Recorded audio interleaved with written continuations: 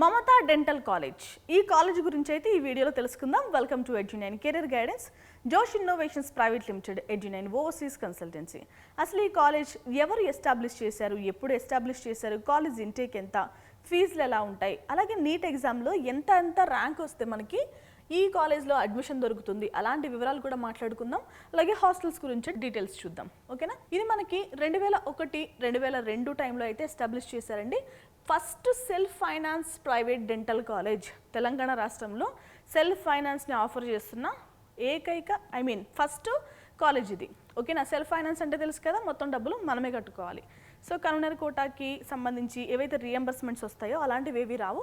It's nothing but management quota. ఓకేనా? మనకి Mamata education society అండర్లో అయితే దీన్ని స్టార్ట్ చేయడం అయితే జరిగిందండి, ఖమ్మం ప్రాంతంలో. ఓకేనా? మనకి Kaloji Narayana Rao university of health sciences అఫిలియేషన్లో ఉంది. అలాగే డెంటల్ కౌన్సిల్ ఆఫ్ ఇండియా యొక్క గుర్తింపు కూడా కాలేజ్కి ఉంది. ఓకేనా? రైట్. ఇక మనకి క్యాంపస్ విస్తీర్ణం వచ్చేసి ఒక 5 ఎకరాల్లో అయితే ఉందండి. మోడర్న్ ఫెసిలిటీస్ కూడా ఉంటాయి. Central air conditioner multimedia library ఉంది, డిజిటల్ యాక్సెస్ ఉంది, స్పెషలైజ్డ్ ల్యాబ్స్ ఉన్నాయి. ఓకే, స్పేషియస్ లెక్చర్ హాల్స్ కూడా ఉన్నాయి. సో ఇన్ని ఫెసిలిటీస్తో అయితే కాలేజ్ని అయితే స్టార్ట్ చేయడం జరిగింది. మనకి ఏం ఆఫర్ చేస్తున్నారంటే integrated BDS and MDS programs కూడా ఆఫర్ చేస్తున్నారు. Strong performance in university exams including multiple gold medalist and distinctions. So multiple gold మెడలిస్టులు సాధించిన విద్యార్థులు కానీ, డిస్టింక్షన్స్లో పాస్ అయిన విద్యార్థులు కానీ అందించడమే వీళ్ళ యొక్క ఉద్దేశం. వెల్ ఎక్విప్డ్ డెంటల్ హాస్పిటల్ అండి ఇది. మొబైల్ డెంటల్ వ్యాన్ కూడా ఉంది. అలాగే ఫ్రీ డెంటల్ కేర్ అయితే ప్రొవైడ్ చేస్తున్నారు. డైలీ ఒక 150 నుంచి 200 మందికి వాళ్ళైతే డెంటల్ కేర్ అనేది ప్రొవైడ్ చేస్తున్నారు. ఓకేనా? ఎక్కడ ఎక్కువ అంటే ట్రైబల్ అండ్ రూరల్ ఏరియాస్లో మోస్ట్లీ ఎక్కువ మందికి వీళ్ళు ఫ్రీగా ట్రీట్మెంట్ అనేది అందిస్తున్నారు. రైట్. ఇక అడ్మిషన్స్ ఎలిజిబిలిటీ గురించి మాట్లాడుకుందాం. అడ్మిషన్స్కి ఎలిజిబిలిటీ కావాలి అంటే బీడీఎస్కి అండ్ ఎంబీబీఎస్ కూడా సేమ్ ఎలిజిబిలిటీ. ఇంటర్మీడియట్ అనేది పాస్ అవ్వాల్సిన అవసరం ఉంటుంది. లేదు అంటే ఈక్వాలెంట్ ఎగ్జామినేషన్స్ అయితే పాస్ అవ్వాలి. ఫిజిక్స్, కెమిస్ట్రీ, బయాలజీ లేదు అంటే బయోటెక్నాలజీ అండ్ ఇంగ్లీష్ సబ్జెక్ట్స్లో అయితే పాస్ అవ్వాలి. ఓసీ విద్యార్థులు అయితే 50% మార్క్స్ కంటే తక్కువ రాకుండా, ఇక బీసీ, ఎస్సీ, ఎస్టీ విద్యార్థులు అయితే 40% మార్క్స్ కంటే తక్కువ రాకుండా వాళ్ళైతే మార్క్స్ అనేది సెక్యూర్ చేయాలి.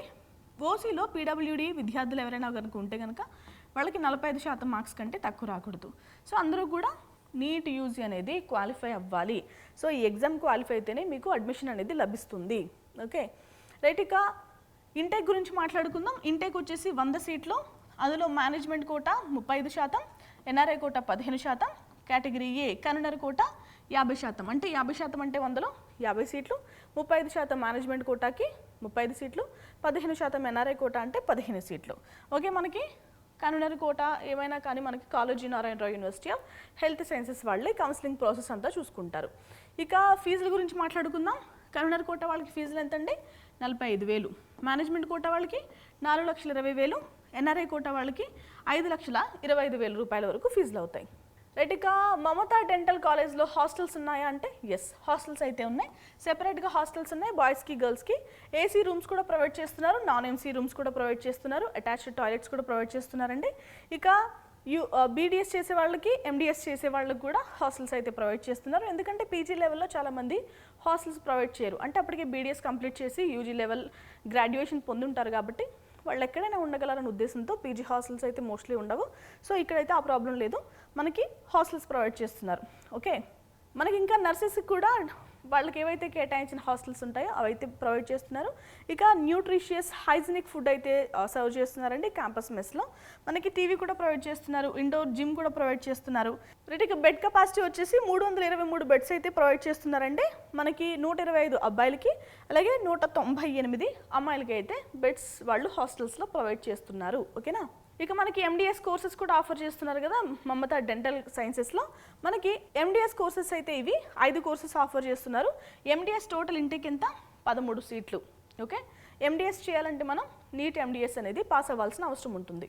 ఇక మమతా డెంటల్ సైన్సెస్లో కనుక మనం చదువుకోవాలి అంటే మనకి నీట్ ఎగ్జామ్లో ఎంత ర్యాంక్ రావాలి ఇప్పుడు చూద్దాం. మీరు ఓసీ విద్యార్థులు అయితే అబ్బాయిలకు వచ్చేసి 2,65,919 లోపు, అమ్మాయిలకి 2,79,741 లోపు ర్యాంక్ రావాలి. బీసీ ఏ విద్యార్థులకైతే 3,78,210 లోపు అబ్బాయిలకి, 3,58,809 లోపు అమ్మాయిలకి ర్యాంక్ రావాలండి. బీసీ బి వాళ్ళకైతే 2,82,084 లోపు అబ్బాయిలకి 2,89,047 లోపు అమ్మాయిలకి ర్యాంక్ రావాలి. ఇక బీసీసీ వాళ్ళకైతే అబ్బాయిలకి 3,42,624 లోపు రావాలి. ఫీమేల్ డేటా అయితే అవైలబుల్గా లేదు. ఇక బీసీడీ వాళ్ళకైతే 2,81,898 లోపు అబ్బాయిలకి, 2,85,431 లోపు అమ్మాయిలకి ర్యాంక్ రావాలి. ఇక బీసీఈ మేల్ డేటా కూడా అవైలబుల్గా లేదు. ఫీమేల్కి వచ్చేసి 2,87,273 లోపు అమ్మాయిలకి ర్యాంక్ రావాలి.